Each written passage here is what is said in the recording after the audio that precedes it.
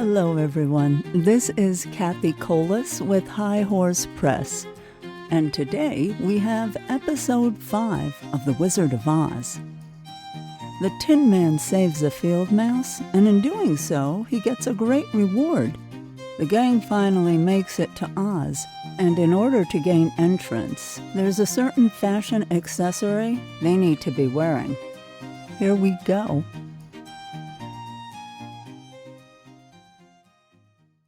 "We cannot be far from the road of yellow brick now," remarked the Scarecrow as he stood beside the girl, "for we've come nearly as far as the river carried us away." The Tin Woodman was about to reply when he heard a low growl, and turning his head, which worked beautifully on hinges, he saw a strange beast come bounding over the grass toward them. It was indeed a great yellow wildcat, and the woodman thought it must be chasing something, for its ears were lying close to its head and its mouth was wide open, showing 2 rows of ugly teeth, while its red eyes glowed like balls of fire. As it came nearer, the Tin Man saw that running before the beast was a little gray field mouse, and although he had no heart, he knew it was wrong for the wildcat to try to kill such a pretty, harmless creature. So the woodman raised his axe, and as the wildcat ran by, he gave it a quick blow that cut the beast's head clean off from his body, and it rolled over at his feet in 2 pieces.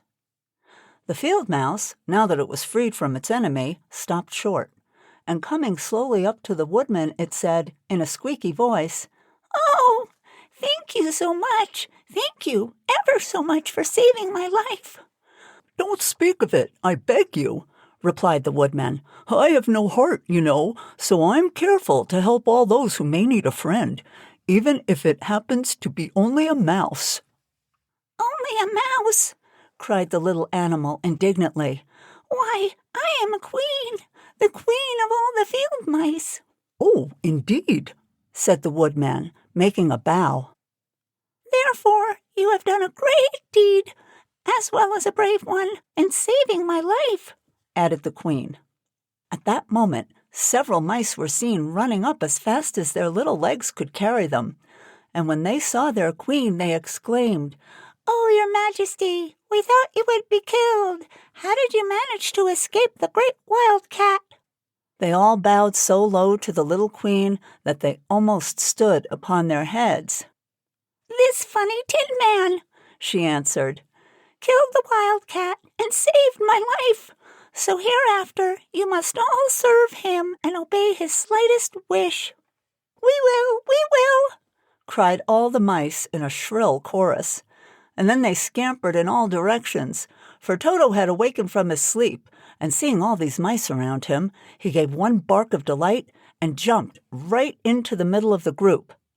Toto had always loved to chase mice when he lived in Kansas, and he saw no harm in it.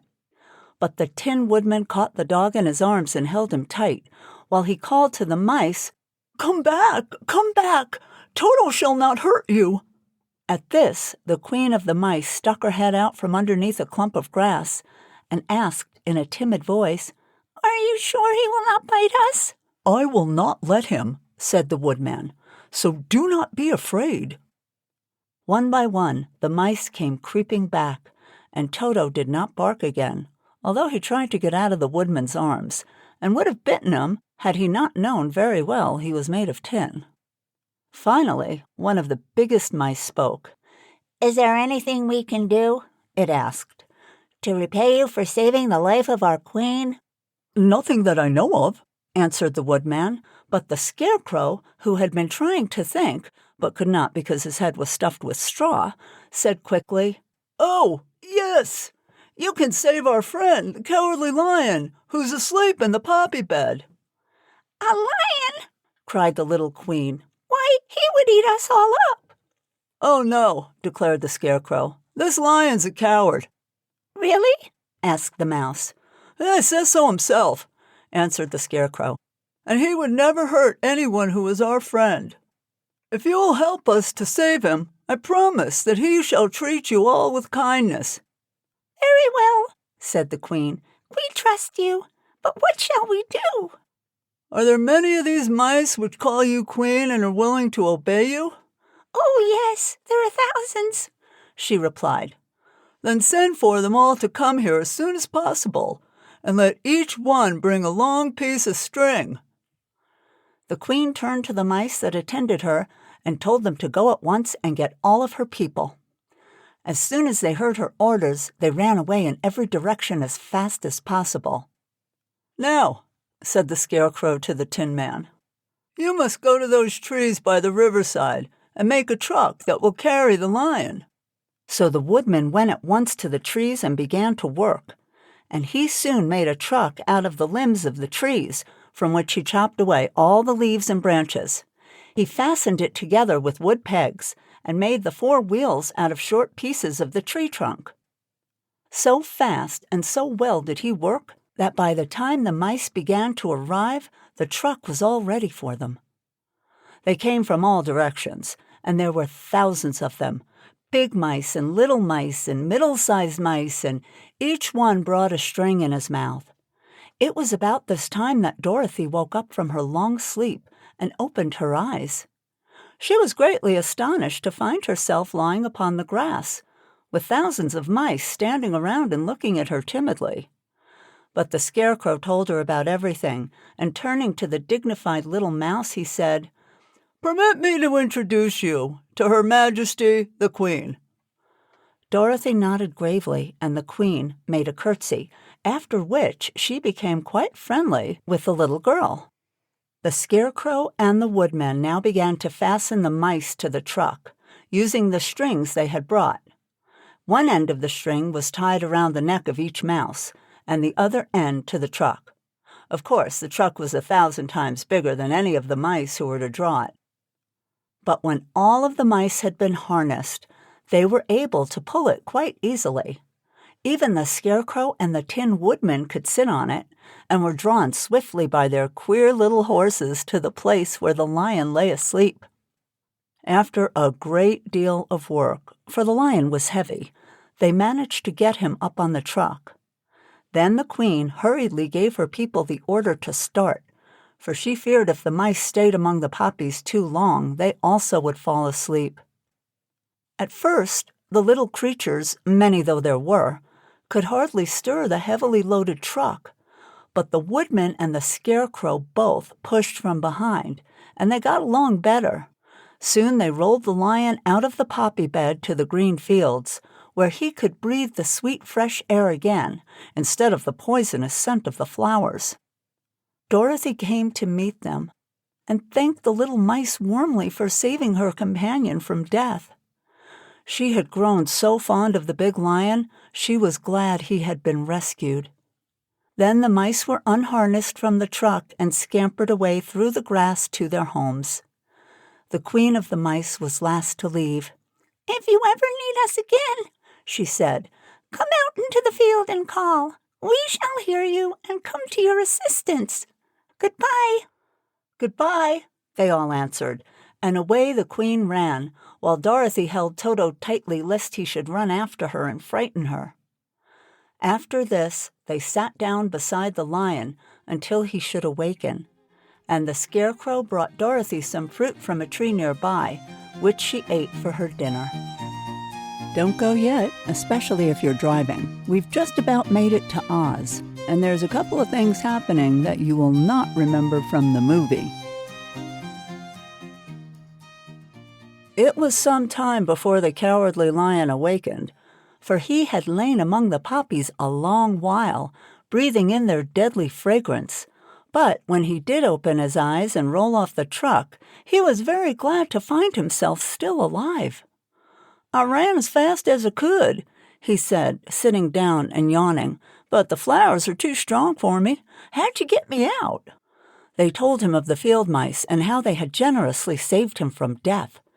And the Cowardly Lion laughed and said, "I've always thought myself very big and powerful, yet such little things as flowers came near to killing me, and such small animals as mice have saved my life.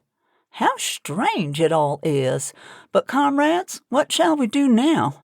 "We must journey on until we find the road of the yellow brick again," said Dorothy, "and then we can keep on to the Emerald City." So, the lion, being fully refreshed and feeling quite himself again, they all started upon the journey, greatly enjoying the walk through the soft, fresh grass. And it was not long before they reached the road of yellow brick and turned again toward the Emerald City, where the great Oz dwelt. The road was smooth and well paved now, and the country about was beautiful. So the travelers rejoiced in leaving the forest far behind, and with it the many dangers they had met in its gloomy shades. Once more, they could see fences built beside the road, but these were painted green, and when they came to a small house in which a farmer evidently lived, that was also painted green. They passed by several of these houses during the afternoon, and sometimes people came to the doors and looked at them, as if they would like to ask questions, but no one came near them nor spoke to them because of the great lion, of which they were very much afraid. The people were all dressed in clothing of a lovely emerald green color and wore peaked hats like those of the Munchkins. "This must be the land of Oz," said Dorothy, "and we are surely getting near the Emerald City." "Yes," answered the Scarecrow. "Everything here is green, while in the country of the Munchkins, blue is the favorite color. But the people do not seem to be as friendly as the Munchkins, and I'm afraid we shall be unable to find a place to pass the night." "Well, I should like to eat something besides fruit," said the girl. "And I'm sure Toto is nearly starved. Let's stop at the next house and talk to the people." So, when they came to a good-sized farmhouse, Dorothy walked boldly up to the door and knocked. A woman opened it just far enough to look out and said, "What do you want, child? And why is that great lion with you?" "We wish to pass the night with you, if you will allow us," answered Dorothy. "And the lion is my friend and comrade, and would not hurt you for the world." "Is he tame?" asked the woman, opening the door a little wider. "Oh, yes," said the girl. "And he is a great coward, too. He will be more afraid of you than you are of him." "Well," said the woman, after thinking it over and taking another peep at the lion, "if that is the case, you may come in, and I'll give you supper and a place to sleep." So they all entered the house, where there were, besides the woman, 2 children and a man. The man had hurt his leg and was lying on the couch in a corner. They seemed greatly surprised to see so strange a company, and while the woman was busy laying the table, the man asked, "Where are you all going?" "To the Emerald City," said Dorothy, "to see the great Oz." "Oh, indeed," exclaimed the man. "Are you sure that Oz will see you?" "Why not?" she replied. "Why, it is said that he never lets anyone come into his presence. I've been to the Emerald City many times, and it is a beautiful and wonderful place.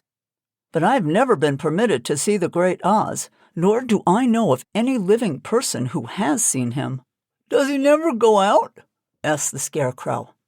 "Never. He sits day after day in the great throne room of his palace, and even those who wait upon him do not see him face to face." "What is he like?" asked the girl. "Well, this is hard to tell," said the man thoughtfully. "You see, Oz is a great wizard, and can take on any form he wishes, so that some say he looks like a bird, and some say he looks like an elephant, and some say he looks like a cat. To others, he appears as a beautiful fairy, or a brownie, or in any other form that pleases him. But who the real Oz is, when he's in his own form, no living person can tell." "That is very strange," said Dorothy. "But we must try in some way to see him, or we shall have made our journey for nothing." "Why do you wish to see the terrible Oz?" asked the man. "I want him to give me some brains," said the Scarecrow eagerly. "Oh, Oz could do that easily enough," declared the man. "He has more brains than he needs." "And I want him to give me a heart," said the Tin Woodman. "Well, that will not trouble him," continued the man, "for Oz has a large collection of hearts, all sizes and shapes." "And I want him to give me courage," said the Cowardly Lion. Oz keeps a great pot of courage in his throne room, said the man, which he has covered with a golden plate to keep it from running over. He'll be glad to give you some. And I want him to send me back to Kansas, said Dorothy. Where's Kansas? Asked the man with surprise. I don't know, replied Dorothy sorrowfully, but it is my home, and I'm sure it's somewhere. Well, very likely. Well, Oz can do anything, so I suppose he'll find Kansas for you. But first, you must get to see him, and that will be a hard task, for the Great Wizard does not like to see anyone, and he usually has his own way. But what do you want? He continued, speaking to Toto. Toto only wagged his tail, for, strange to say, he could not speak. The woman now called to them that supper was ready, so they gathered around the table, and Dorothy ate some delicious porridge, and a dish of scrambled eggs, and a plate of nice white bread, and enjoyed her meal. The lion ate some of the porridge, but he did not care for it, saying it was made from oats, and oats were food for horses, not for lions. The Scarecrow and the Tin Woodman ate nothing at all. Toto ate a little of everything, and was glad to get a good supper again. The woman now gave Dorothy a bed to sleep in, and Toto lay down beside her, while the lion guarded the door of her room so she might not be disturbed. The Scarecrow and the Tin Woodman stood up in a corner and kept quiet all night, although, of course, they could not sleep. The next morning, as soon as the sun was up, they started on their way, and soon saw a beautiful green glow in the sky just before them. That must be the Emerald City, said Dorothy. As they walked on, the green glow became brighter and brighter, and it seemed that at last they were nearing the end of their travels. Yet it was afternoon before they came to the great wall that surrounded the city. It was high and thick and of a bright green color. In front of them, and at the end of the road of yellow brick, was a big gate, all studded with emeralds that glittered so in the sun that even the painted eyes of the Scarecrow were dazzled by their brilliancy. There was a bell beside the gate, and Dorothy pushed the button and heard a silvery tinkle sound within. Then the big gate swung slowly open, and they all passed through and found themselves in a high arched room, the walls of which glistened with countless emeralds. Before them stood a little man about the same size as the Munchkins. He was clothed all in green from his head to his feet, and even his skin was of a greenish tint. At his side was a large green box. When he saw Dorothy and her companions, the man asked, "What do you wish in the Emerald City?" "We're here to see the Great Oz," said Dorothy. The man was so surprised at this answer that he sat down to think it over. "It's been many years since anyone asked me to see Oz," he said, shaking his head in perplexity. "He's powerful and terrible, and if you come in on an idle, foolish errand to bother the wise reflection of the Great Wizard, he might be angry and destroy you all in an instant." "But it's not a foolish errand, nor an idle one," replied the Scarecrow. "It's important, and we have been told that Oz is a good wizard." "So he is," said the Green Man, "and he rules the Emerald City wisely and well. But to those who are not honest, or who approach him from curiosity, he's most terrible, and few have ever dared ask to see his face. I'm the guardian of the gates, and since you demand to see the Great Oz, I must take you to his palace. But first, you must put on the spectacles." "Why?" asked Dorothy. "Because if you didn't wear the spectacles, the brightness and glory of the Emerald City would blind you. Even those who live in the city must wear spectacles night and day. They're all locked on, for Oz so ordered it when the city was first built, and I have the only key that will unlock them." He opened the big box, and Dorothy saw that it was filled with spectacles of every size and shape. All of them had green glasses in them. The guardian of the gates found a pair that would just fit Dorothy and put them over her eyes. There were 2 golden bands fastened to them that passed around the back of her head, where they were locked together by a little key that was at the end of a chain the guardian of the gates wore around his neck. When they were on, Dorothy could not take them off had she wished, but of course she did not wish to be blinded by the glare of the Emerald City, so she said nothing. Then the Green Man fitted spectacles for the Scarecrow and the Tin Woodman and the Lion, and even on little Toto, and all were locked fast with the key. Then the guardian of the gates put on his own glasses and told them he was ready to show them to the palace. Taking a big golden key from a peg on the wall, he opened another gate, and they all followed him through the portal into the streets of the Emerald City. And there you have it. Just a quick note before we go. High Horse Press and Cathi audiobooks are actually one and the same. I know I've made a lot of changes lately, but here's the plan going forward. Just the classics, told the way they were meant to be heard. Reviews and shares make a huge difference. If you're enjoying these timeless stories, please leave a review wherever you listen and pass the podcast along to a friend. Thanks for sticking with me, and I'll see you next Wednesday for episode 6 of The Wizard of Oz.